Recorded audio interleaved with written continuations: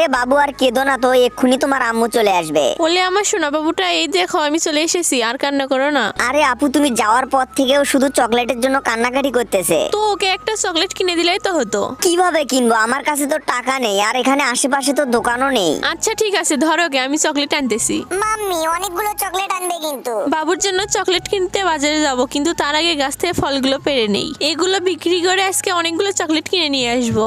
আচ্ছা এবারে ফলগুলোকে ধুয়ে সাজিয়ে ফেলি। আরে আপু এতগুলো ফল তুলে আনছিস, তুই কিন্তু চাইলে এই ফলগুলো দিয়ে চকলেট বানিয়ে ফেলতে পারিস। কিন্তু কিভাবে বানাবো সেটা তো বলবি, তাহলে তো ভালোই হতো। আরে আমি বলার কি আছে, এক্ষুনি ইউটিউবে দেখে বানিয়ে ফেল। আচ্ছা ঠিক আছে, তাহলে আমি ইউটিউবে দেখে নিচ্ছি বিষয়টা। ফলগুলোর ভিতরে লাঠি ঢুকে এক এক করে ললিপপ বানিয়ে নেই। এখন এই ললিপপ গুলোকে চিনির শিরার ভিতরে মিশিয়ে নিতে হবে। এখন এই ললিপপ গুলোকে সাজিয়ে সুন্দর একটা মশলা তৈরি করব।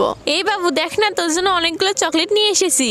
আরে মাম্মি এখানে তো অনেকগুলো চকলেট, দাও দাও আমাকে একটা খাবো। বন্ধুরা তোমরা ভিডিওতে লাইক করে চ্যানেলটি সাবস্ক্রাইব করে দাও, আর কমেন্ট করে বলো কে কে আমার মতো চকলেট খেতে ভালোবাসো।